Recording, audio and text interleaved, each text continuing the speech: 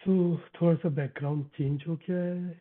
Colouring में थोड़ा सा एक्चुअली क्या हो रहा था, वाइट कलर बहुत ज़्यादा कुछ उभ रहा था, इसलिए मैंने थोड़ा सा बैकग्राउंड चेंज कर लिया है। आई होप इम्पैक्ट नहीं करेगा अलॉट, लेकिन फिर भी अगर कुछ डिफ़िकल्टी आती है तो बताना। तो हमने लास्ट वीडियो में कवर किया था गॉसियन डिस्ट्रीब्यूशंस के बारे में, जिसको हम लोग नॉर्मल डिस्ट्रीब्यूशन भी बोलते हैं। वो जो है वो स्टैंड अलोन टॉपिक बनाने की कोशिश किया था, ताकि अगर किसी को गॉसियन डिस्ट्रीब्यूशन के बारे में इंडिविजुअली पता करना हो तो वो जाकर उस वीडियो को देख सकता है। क्योंकि मैं बहुत धीरे बोलता हूँ तो इसलिए तुम स्पीड बढ़ा सकते हो, 1.25 या फिर 1.5 में देख लेना। ओके। तो ये जो वीडियो है आज हम लोग जो पढ़ने वाले वो है stochastic independence of event. Stochastic independence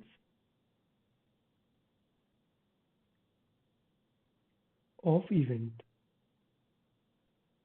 end of random variable.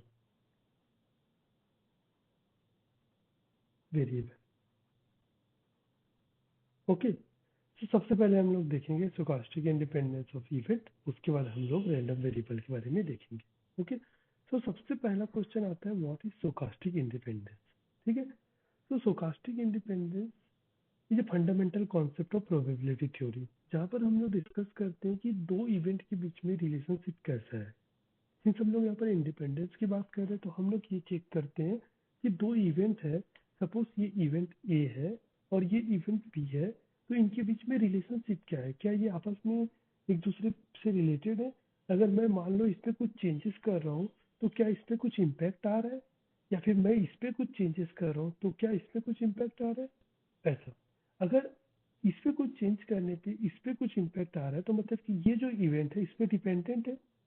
अगर मैं कुछ चेंज कर रहा हूँ लेकिन इस पे कोई भी इम्पैक्ट नहीं आ रहा है, ओके, तो उस केस में हम लोग क्या कह सकते हैं कि ये दोनों इवेंट क्या है, इंडिपेंडेंट इवेंट है।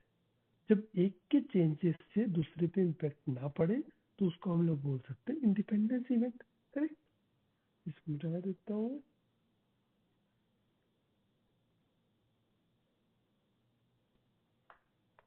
तो इसी को हम लोग थोड़ा सा इसका डेफिनेशन लिख सकते हैं, लिखना चाहो तो लिख देते हैं, एक कंबाइंड डेफिनेशन लिखवा देता हूँ इंडिपेंडेंट इवेंट और रैंडम वेरिएबल को। उसके बाद हम लोग individually event as well as random variable को अंडरस्टैंड करेंगे। ठीक है। सो stochastic independence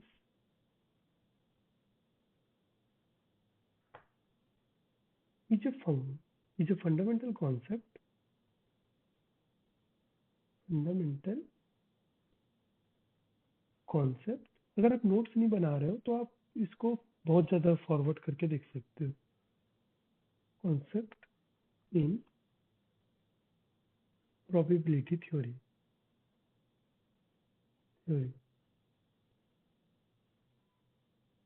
that describe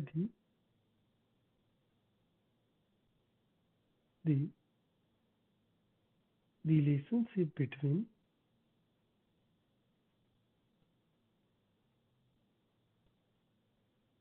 event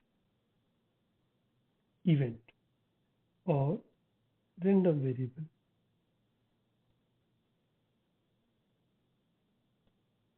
मतलब कि एक इवेंट इंडिपेंडेंट, मतलब दो इवेंट आपस में इंडिपेंडेंट है कि नहीं, या फिर दो रैंडम वेरिएबल आपस में इंडिपेंडेंट है कि नहीं। Okay. In essence we can also say that it state that the occurrence of one event or value, or you can say like variables, does not thus not affect the probability or distribution of another। मतलब एक का impact दूसरे पे नहीं पड़ना चाहिए। Okay. सो इसको ही हम थोड़ा सा आगे बढ़ते हैं और हम पढ़ते हैं stochastic independence of event. Stochastic independence of event.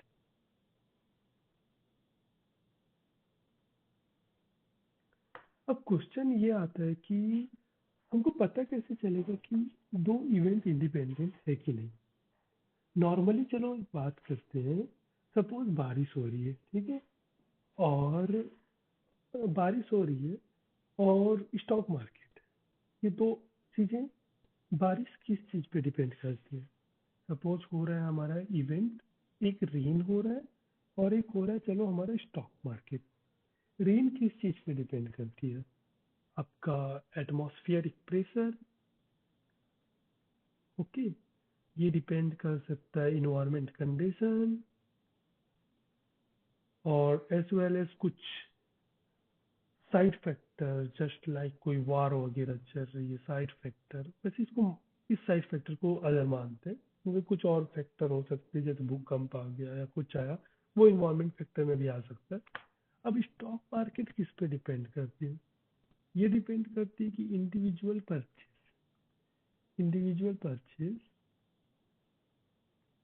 या फिर इन्वेस्टर के बिहेवियर या फिर स्टॉक के बिहेवियर पे. मतलब कि वो स्टॉक कैसा है, मतलब कि वो स्टॉक से रिलेटेड कोई न्यूज आ रहा है जिसके कारण इम्पैक्ट. तो ये जो दोनों इवेंट है, ये हमारे क्या हो गए, इंडिपेंडेंट इवेंट है. मतलब ये रेन का कोई इम्पैक्ट नहीं पड़ रहा है स्टॉक पे, स्टॉक का कोई इम्पैक्ट नहीं पड़ रहा है रेन पे.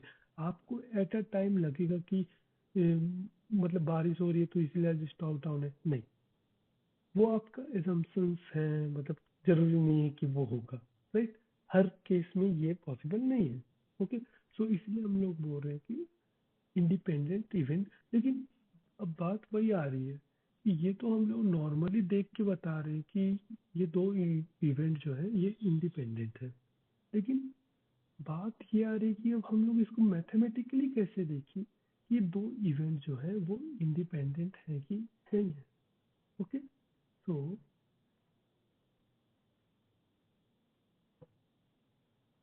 दो इवेंट इंडिपेंडेंट है कि नहीं, इस बात को देखने के लिए हम लोग क्या कर सकते हैं, दो इवेंट को लेके देखते हैं पहले.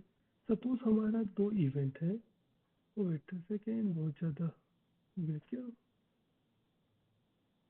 Oh sorry. या सपोज टू इवेंट है, इवेंट ए एंड बी. अब क्वेश्चन यही आ गया कि हम लोग मैथमेटिकली कैसे देखें कि ये जो दो इवेंट है ये इंडिपेंडेंट है कि नहीं. सो मैंने जब आपको कंडीशनल प्रोबेबिलिटी के बारे में बताया था, उस समय मैंने बताया था कि प्रोबेबिलिटी ऑफ बी, मतलब probability of one event over one means another event is already happened. मतलब कि एक इवेंट की प्रोबेबिलिटी जब पहला वाला इवेंट ऑलरेडी हो चुका है, ठीक है, तो उसको हम लोग कैसे लिखते थे. Probability of B by A is equal to probability of A intersection B, मतलब joint probability divided by P of A. Right, तो मैं इसको देखो, इस चीज को देखो, probability of B by A which is nothing but B का होने का प्रोबेबिलिटी जब ए ऑलरेडी हो चुका है.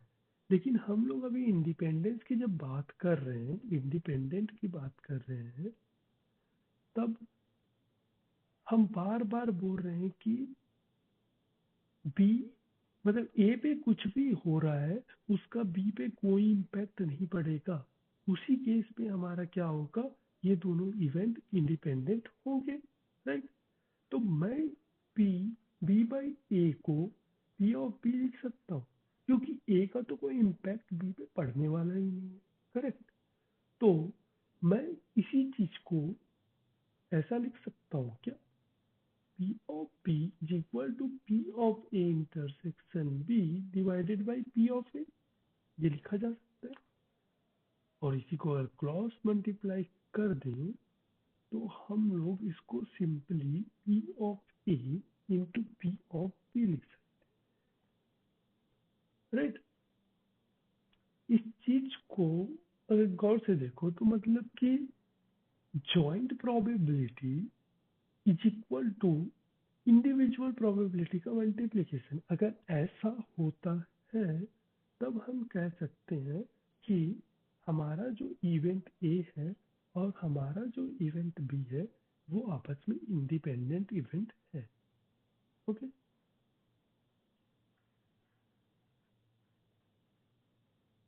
इसी चीज को तुम एक तरीके से और इंटरप्रेट भी कर सकते हो कि अगर हमारे पास बी का इंफॉर्मेशन है, बी का अगर कोई इंफॉर्मेशन है, इसके बेसिस पे हम लोग ए का इंफॉर्मेशन गैदर नहीं कर सकते। वैसे ए का इंफॉर्मेशन है, इसके बेसिस पे हम ये नहीं बता सकते कि बी का इंफॉर्मेशन क्या होगा। दोनों आपस में अलग अलग इवेंट है। ओके, सो इसका एक एग्जांपल देखते हैं। पहले तो इंडिपेंडेंट का एग्जांपल देख लेते हैं। तो एग्जांपल देखते हैं फर्स्ट, कॉइन टॉस। इस सब में हम लोग टॉस कॉइन बहुत ज्यादा करने वाले हैं, ठीक है। So consider tossing two fair coin. दो फेयर कॉइन को हम लोग टॉस कर रहे हैं। कई जगह फेयर यूज नहीं किया रहता, टू कॉइन लिखा है तो उसको समझ लेना फेयर है, क्योंकि बायस्ड के केस में वहाँ क्लियरली मेंशन रहता है बायस्ड है करके। ओके, सो हमारा इवेंट ए है, वो क्या है, the first coin lens head. Head आएगा। इवेंट बी क्या बोल रहा है, the second coin lens head. हमारा दूसरा कॉइन हेड आएगा। ओके, दो इवेंट है। अब क्वेश्चन ये आता है कि हमें बताइए कि इवेंट ए और इवेंट बी इंडिपेंडेंट है कि नहीं। अगर इंडिपेंडेंट है तो प्रूफ करो कि कैसे इंडिपेंडेंट है। आप हवे में तो बात नहीं कर सकते, कैसे बोलोगे कि इवेंट ए और इवेंट बी इंडिपेंडेंट है कि नहीं। तो हमको पता है कि कोई इवेंट जो है वो इंडिपेंडेंट कब होगा, जब हमारा P of A intersection B, मतलब जॉइंट इवेंट का प्रोबेबिलिटी इक्वल्स टू इंडिविजुअल का मल्टीप्लिकेशन, राइट। तो हमको यहाँ से पता है कि पी ऑफ ए हमारा क्या है, P of A nothing 1/2। Head आने की प्रोबेबिलिटी क्या है, 1/2। वैसे ही पी ऑफ बी में भी 1/2, हेड आने की प्रोबेबिलिटी 1/2, राइट। अब क्वेश्चन आता है कि जॉइंट प्रोबेबिलिटी क्या होगी। मतलब जब हम लोग टू कॉइन को टॉस करेंगे तब दोनों में हेड आने की प्रोबेबिलिटी क्या होगी, event A and event B का कंबाइन एक साथ घटने की स्थिति। सो टू कॉइन को टॉस करेंगे तो उस समय हमारा जो सैंपल स्पेस बनेगा वो क्या बनेगा, सैंपल स्पेस बनेगा ये head head, head tail, tail head, tail tail, right. अब इसमें देखो, जो हमारा जो ज्वाइंट ज्वाइंट इवेंट है वो कौन सा है, ये हेड हेड है, दोनों हेड। इवेंट ए भी हेड आएगा, इवेंट बी भी हेड आएगा, तो वो ये रहा। तो हमारा probability of A intersection B हमारा क्या हो जाएगा, 1/4। अब हम एक बार चेक करें कि हमारा जो इवेंट है वो इंडिपेंडेंट है कि नहीं। तो अगर हम लोग देखिए P of A into P of B क्या है, 1/2 into 1/2 which is nothing but 1/4, which is equivalence to P of A intersection B. तो क्या हम ये बोल सकते हैं कि हमारा जो है P of A into P of B is equal to P of A intersection P of B. तो इस केस में हम यहाँ क्या बोल सकते हैं कि इवेंट ए और बी जो है वो इंडिपेंडेंट इवेंट है। डेफिनेटली हम बोल सकते हैं कि A and B are independent. Okay, ये तो हो गया हमारा इंडिपेंडेंट इवेंट का केस। एक बार हम लोग ये भी तो देखें कि सपोज हमारे पास ऐसा क्वेश्चन आया जहां पर हमको पता चलता है कि वो इंडिपेंडेंट नहीं है, डिपेंडेंट है। तो सपोज हमारा एक सेकंड क्वेश्चन है, ये क्वेश्चन अगर ऐसा है कि एग्जाम्पल 2, इसको हम लोग ऐसा देखते हैं कि लेट्स चेक कि ये जो इवेंट है वो इंडिपेंडेंट है कि नहीं। ओके, इंडिपेंडेंट है तो क्यों है, इंडिपेंडेंट नहीं है तो क्यों नहीं है। ओके, सो हमारा क्वेश्चन है कंसीडर ड्राइंग, मतलब निकालना, ड्राइंग मतलब चित्र बनाना नहीं, ड्राइंग मतलब निकालना, 2 cards from a deck without replacement. Okay, मतलब कि 2 कार्ड निकालना है डेक से। डेक मतलब ताश की मतलब जो भी ताश का जो बॉक्स बोल सकते हो। ओके, वहां से 2 कार्ड को निकालना है, लेकिन विदाउट रिप्लेसिंग दैम, मतलब कि जो इवेंट ए है वो क्या बोल रहा है, इवेंट ए क्या बोलता है कि the first card is an S. S मतलब इक्का, पहला जो कार्ड है वो हमारा इक्का है। इवेंट बी ये क्या है, the second card is an S, दूसरा कार्ड है वो एस, मतलब इक्का है। तो अब ये क्वेश्चन बोल रहा है कि event A and event be independent है कि नहीं, हमें थोड़ा बताइए। राइट, तो हमें पता है कि हमारे जो ताश का जो डेक होता है, जो ताश का जो डेक होता है उसमें टोटल कितने कार्ड्स होते हैं, उसमें टोटल कार्ड्स होते हैं 52। राइट, और उसमें सिक्का कितने होते हैं, 4। तो प्रोबेबिलिटी ऑफ ए कितनी हो जाएगी, 4/52। ठीक है, अब हमारा इवेंट भी है, सेकेंड कार्ड इज एस, लेकिन हमने पहले ही बोला है कि हम रिप्लेस नहीं कर रहे हैं कार्ड को। तो अब यहाँ यहाँ से हमने एक कार्ड को निकाल दिया, तो हमारे पास कार्ड कितने बच गए, 51। और यहाँ से एक इक्का निकाल दिया तो हमारे पास इक्का कितने बचे, 3। तो प्रोबेबिलिटी ऑफ बी क्या हो जाएगा, 3/51। राइट, क्योंकि एक इक्का तो निकल चुका है और एक हमारा कार्ड भी निकल गया, वही इक्का वाला कार्ड। तो हमारा 3/51 हो गया probability of B. Okay,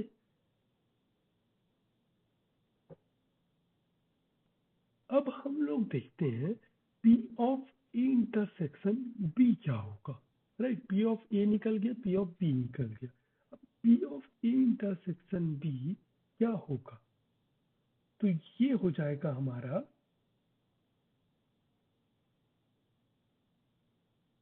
P of ए या into P of be given A. Right,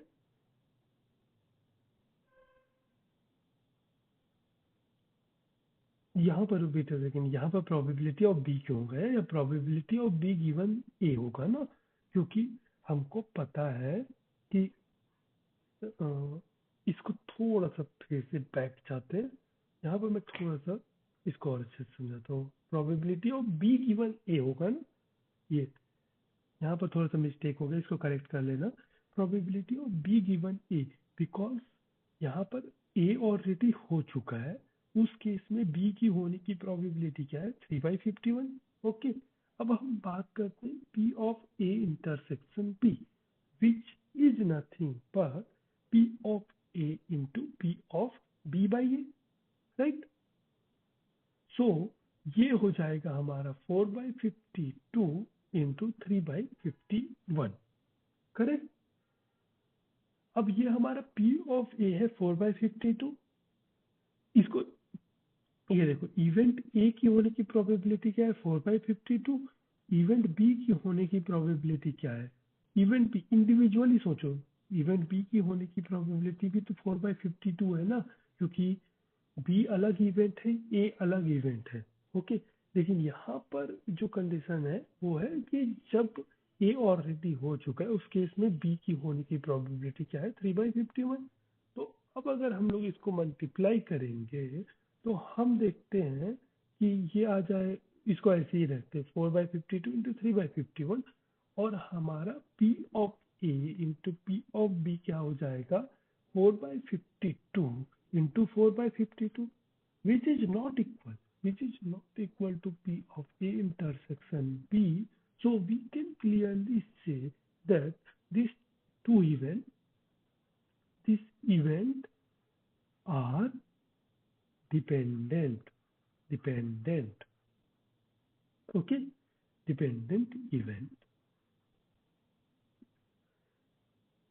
तो यहाँ पर जो क्वेश्चन स्टार्ट हुआ था वो हुआ था consider drawing 2 card from a deck without replacement नहीं कर रहे हैं, राइट।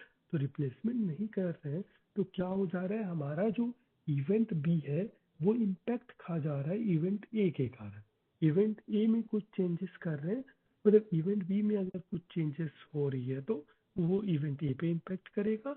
वही अगर इवेंट ए में कुछ चेंजेस, क्योंकि इवेंट ए में हमने ऑलरेडी एक का निकाल दिया है तो इसलिए वो हमारा बी को इम्पैक्ट कर रहा है। तो इसलिए हम कह सकते हैं कि हमारा जो ये दो इवेंट है ये आपस में इंडिपेंडेंट नहीं है, and this are the dependent event. This event are dependent event. वैसे इतना सिंपल क्वेश्चन तो देंगे नहीं, मोस्टली क्वेश्चन आएंगे कंटिन्यूअस डिस्ट्रीब्यूशन से रिलेटेड ही ज़्यादा क्वेश्चन पूछा जाएगा, वो आगे कवर करते हैं।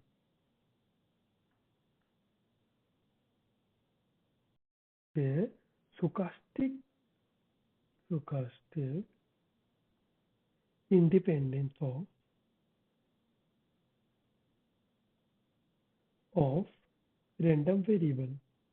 हमने इवेंट के बारे में ऑलरेडी डिस्कस किया, जहाँ पर हमने बात किया कि कैसे हम लोग एक इवेंट को, जो दो इवेंट हैं उनको इंडिपेंडेंट है या फिर डिपेंडेंट है कैसे प्रूव करते हैं।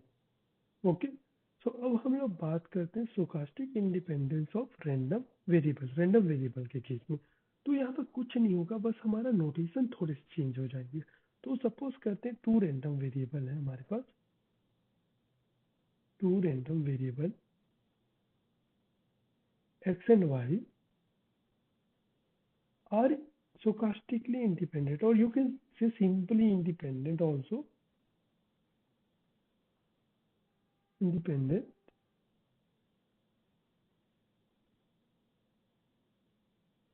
if the occurrence of one does not affect the other. The probability distribution of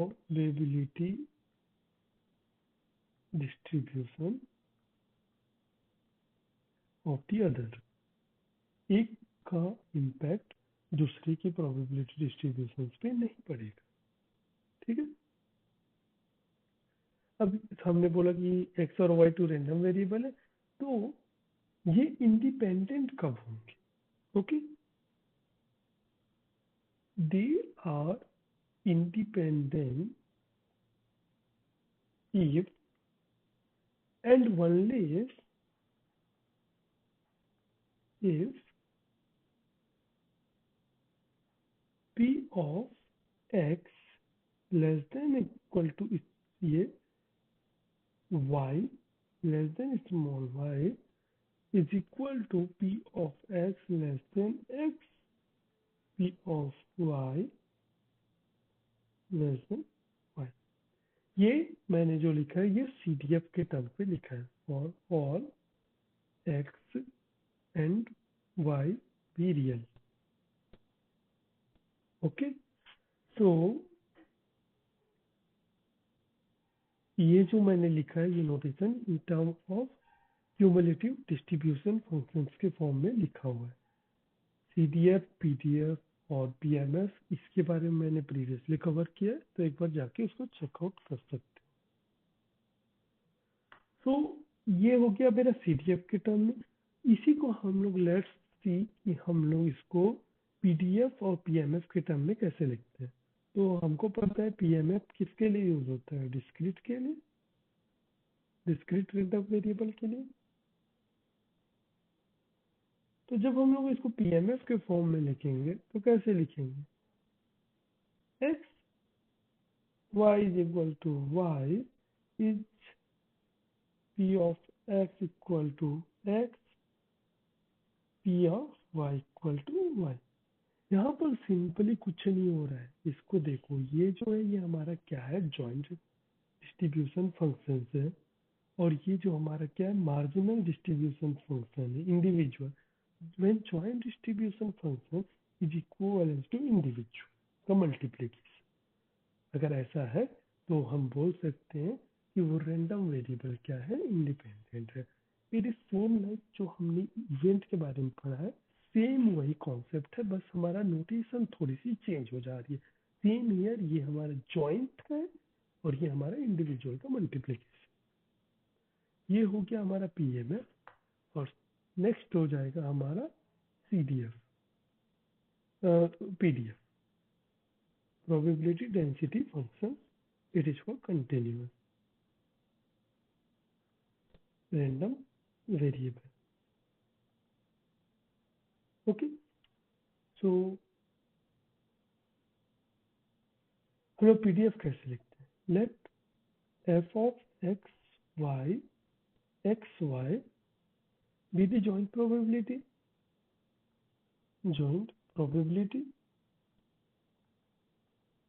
and F of X and F of Y, capital Y are marginal density. Okay, so ये किस case में हमारा independent होंगे? ये तभी independent होंगे जब हमारा जो जॉइंट है, joint probability equal to individual का मल्टीप्लिकेशन, राइट? करेक्ट।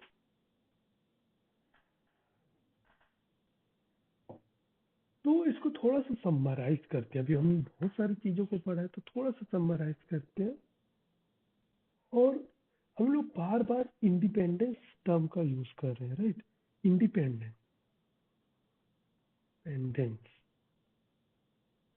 सो इंडिपेंडेंस का मीनिंग क्या है, इसको एक बार लिख लेते हैं। The outcome of X has no effect on the probability of Y. Distribution of Y and vice versa, मतलब एक्स का इम्पैक्ट वाई पे नहीं पड़ेगा, सेम गोस विद वाई का इम्पैक्ट हमारा एक्स पे नहीं पड़ेगा। ठीक है, इसको और अगर हम लोग थोड़ा सा बेसिक से लिखें तो जो मैं बार बार डिस्कस कर रहा हूँ, जॉइंट डिस्ट्रीब्यूशन फैक्टराइज हो रहा है, right? Factorize into the product of individual distribution. अब इंडिविजुअल डिस्ट्रीब्यूशन क्या है? इसी को तो हम लोग मार्जिनल बोल रहे हैं, राइट? तो जो हमारा जो जॉइंट डिस्ट्रीब्यूशन है वो फैक्टराइज हो रहे हैं इंडिविजुअल डिस्ट्रीब्यूशन में, राइट? और मार्जिनल डिस्ट्रीब्यूशन में। अब मैं यहाँ पर एक इम्पॉर्टेंट क्लैरिफिकेशन लिख रहा हूँ जो कि बहुत बार कई लोगों को कंफ्यूज करता है। ठीक है, ये इम्पोर्टेंट है, ये क्लैरिफिकेशन है, इसको मतलब रेड पॉइंट से मार्क आउट कर लो, क्योंकि कई जगह लोग कंफ्यूज आउट कर लेते हैं कि इंडिपेंडेंट इज डिफरेंट फ्रॉम अनकोरिलेटेडनेस। मतलब कि हम लोग बोलते हैं ना कि सपोज ये ए और बी है, ओके, ये दोनों चीजें आपस में कोरिलेटेड है, तो मतलब कि ए बी पे डिपेंडेंट है, बी ए पे डिपेंडेंट है, ऐसा हम लोग मान के चलते हैं, राइट? लेकिन independent is different from uncorrelated. इसका मतलब ए, अगर ऐसा कोई बोल रहा है कि ए और बी अनकोरिलेटेड है, तो इसका मतलब ये नहीं है कि वो दोनों इंडिपेंडेंट है। Independent is different, it is totally different thing. Okay, इसको इसको ऐसा भी समझो कि if X and Y are independent, अगर एक्स और वाई इंडिपेंडेंट है तो इनका जो कोवेरियंस होगा, कोवेरियंस, ये कोवेरियंस क्या होगा? जीरो होगा। दोनों में कोई कोवेरियंस नहीं आएंगे, राइट? तो हम बोल सकते हैं कि so they are uncorrelated, correlated. Okay, but अगर कोई चीज अनकोरिलेटेड है but the converse is not always true, always true, मतलब कि कोई अनकोरिलेटेड है, इसका मतलब ये नहीं है कि वो इंडिपेंडेंट है, राइट? जैसे कि अगर मैं आपको एक एग्जांपल दूं, एक एग्जांपल देता हूं। ओके, जैसे कि हमारे पास है एक्स, ठीक है? एक्स जो है डिस्ट्रीब्यूटेड है, यूनिफॉर्म डिस्ट्रीब्यूशन है इसका, -1 से 1 के बीच में ये यूनिफॉर्मली डिस्ट्रीब्यूटेड है।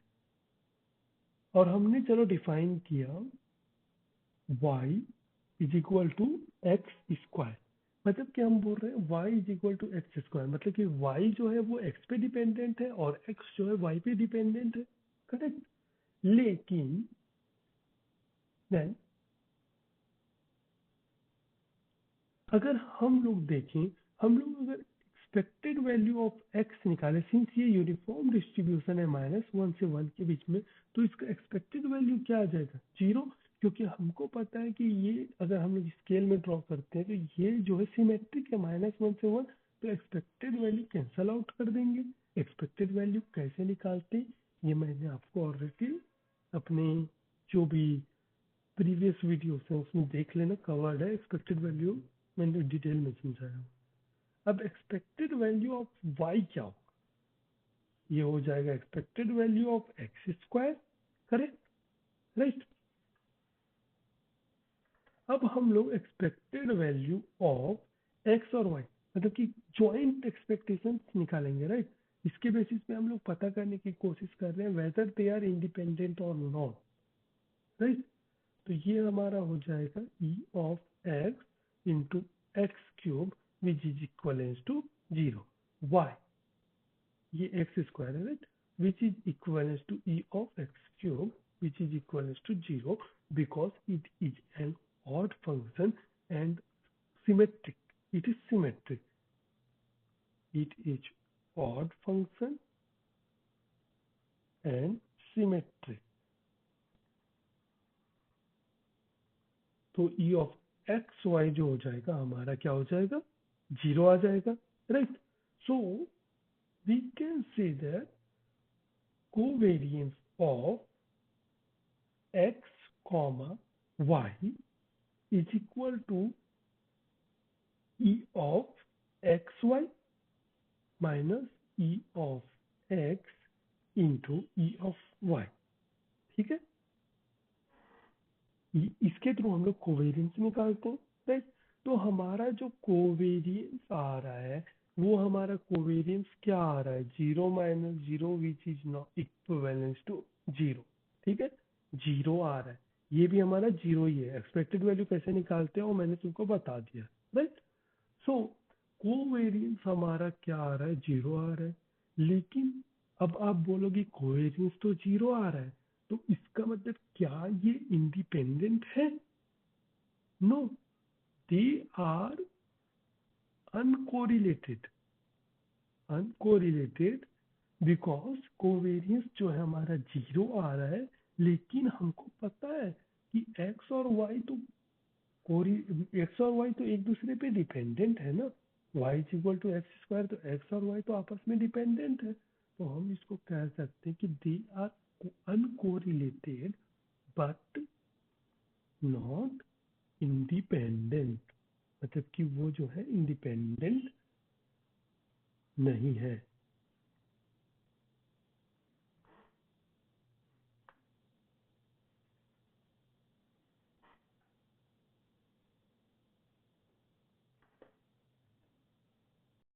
कुछ क्लैरिफिकेशन दे दिया कि अगर कोई अनकोरिलेटेड है तो जरूरी नहीं है कि वो क्या होगा, आपका इंडिपेंडेंट होगा। ठीक है, तो इस चीज को इसलिए आपस में कंफ्यूज मत कर बैठना। इंडिपेंडेंट अलग निकाला जाता है, कोरिलेशन अनकोरिलेशन अलग तरीके से निकाला जाता है। ओके, अब हम लोग देखते हैं एग्जाम्पल। ये एग्जाम्पल होगा हमारा, क्या होगा कि इंडिपेंडेंस है कि नहीं उसका एग्जाम्पल। ठीक है, तो ये पहला वाला मैं डिस्क्रीट के केस में बताऊंगा, उसके बाद सेकेंड वाला मैं कंटिन्यूअस के केस में मैं बताऊंगा। ये दो जो हमारा रैंडम वेरिएबल है वो आपका इंडिपेंडेंट है कि नहीं है। Okay, so let x and y be दी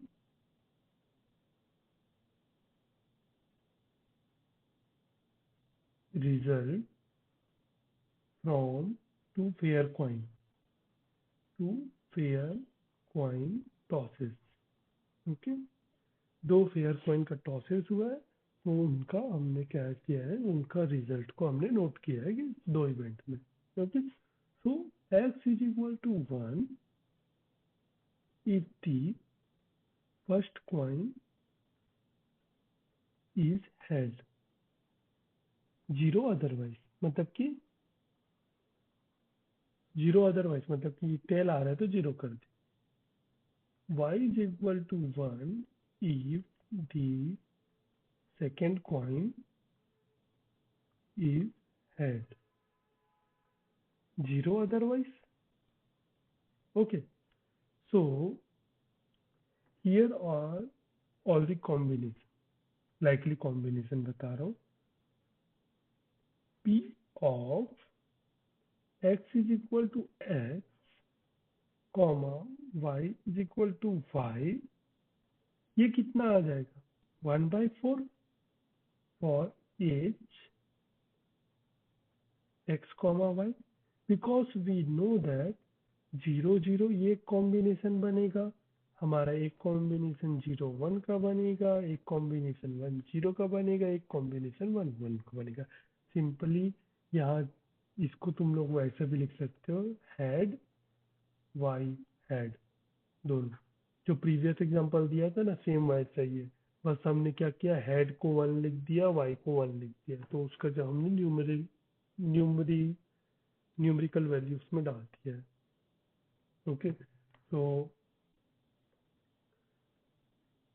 अब हम लोग अगर देखें P of x is equal to 1 का प्रोबेबिलिटी क्या है 1/2, P of y is equal to 1 का प्रोबेबिलिटी क्या है 1/2, हेड आने की प्रोबेबिलिटी, यहाँ पर भी सेकेंड इवेंट में हेड आने की प्रोबेबिलिटी 1/2 और अगर हम लोग इसी को मल्टीप्लाई कर देते हैं, मतलब कि P of x is equal to 1 into P of y is equal to 1, तो ये हो जाएगा 1/2 into 1/2 which is nothing but 1/4। Okay, same example दिया हूँ ताकि ज़्यादा ओवरलैप मतलब कंफ्यूज ना हो। ये मतलब कि वही हेड है, उसी को हमने 1 1 के फॉर्मेट में चेंज करके लिख दिया और कुछ नहीं किया। ये डिस्क्रीट का केस है। जनरली डिस्क्रीट से रिलेटेड क्वेश्चंस मैंने अभी तक नहीं देखे, जनरली आते भी नहीं है, बहुत कम आते हैं। अब क्वेश्चन, अब एग्जांपल देता हूँ मैं आपको कंटिन्यूअस के केस में। ठीक, तो कंटिन्यूअस के केस में अगर मैं आपको एग्जांपल दूँ तो थोड़ा सा कॉम्प्लिकेटेड हो जाता है कंटिन्यूअस, और कई लोग थोड़ा सा डर के भाग जाते हैं, तो इसीलिए थोड़ा सा इस चीज को नोट करना और ध्यान से सुनना। कंटिन्यूअस का case, let the joint probability density function or PDF of two continuous random variable x and y be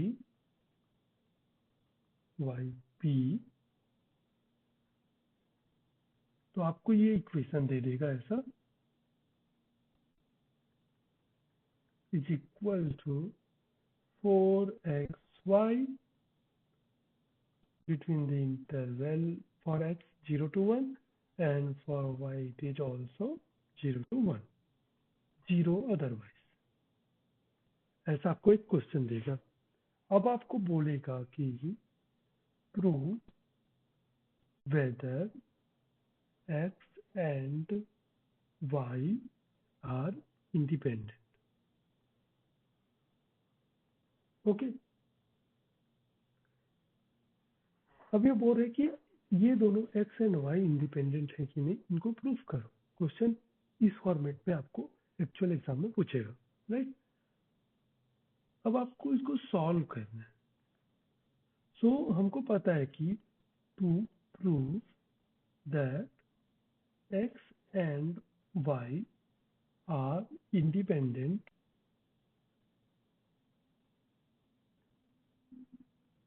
we need to show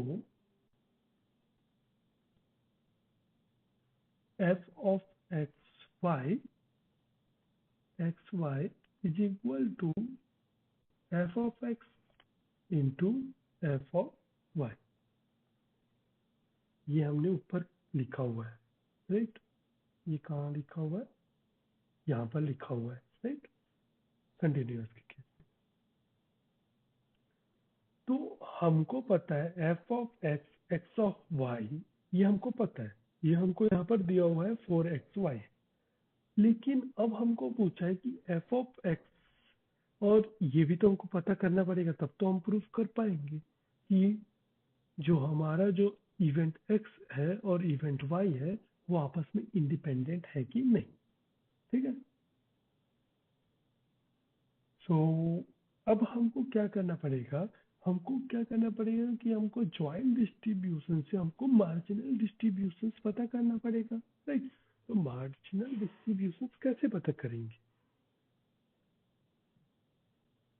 सो हमको पहले पता करना पड़ेगा marginal probability distribution function of x, means F of x, इसको हमको पता करना है, राइट। सो विच, वो हम कैसे पता करेंगे?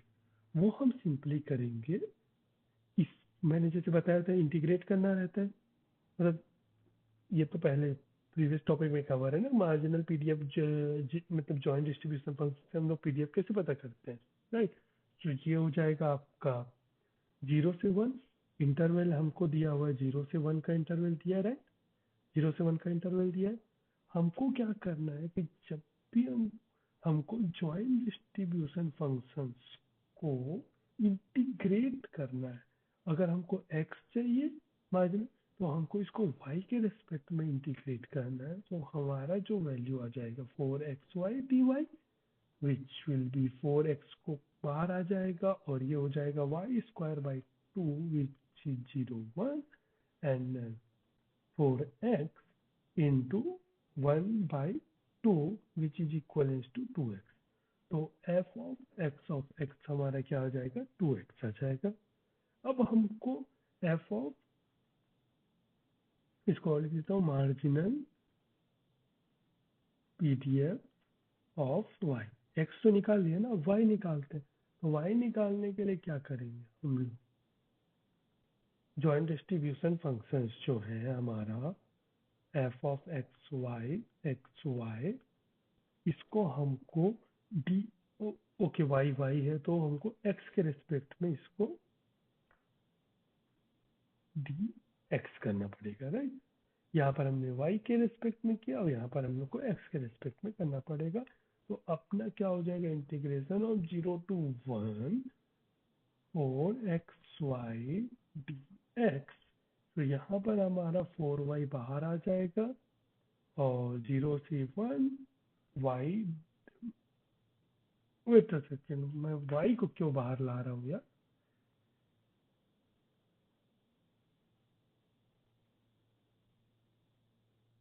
यहाँ पर तो हमारा x बाहर आएगा ना, प्रीवियस केस में हमारा, ओ ओ sorry,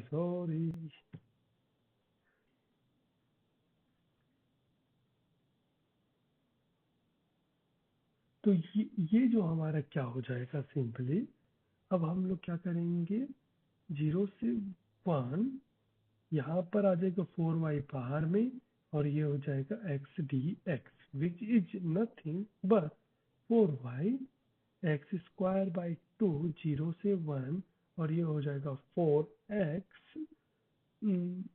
in 4y into 1 by 2 which is 2y. So हमको पता चल गया कि f of x क्या है 2x, f of y क्या है 2y. ठीक है, तो और हमको पता है f of y xy ये क्या है 4xy. तो जस्ट चेक इट, ये f of x into f of y into y is equal to 2x into 2y which is nothing but 4xy. तो ये क्या दोनों इक्वल है? ऑफकोर्स दोनों इक्वल है. तो इससे हम लोग कह सकते हैं, तो हम यहाँ पर कह सकते हैं कि x and y are independent random variable, right. x और y क्या है हमारा इंडिपेंडेंट रैंडम वेरिएबल. तो इसी के साथ इस टॉपिक को एंड करते हैं क्योंकि और ये टॉपिक कवर हो गया पूरा. मिलता हूँ नेक्स्ट वीडियो में.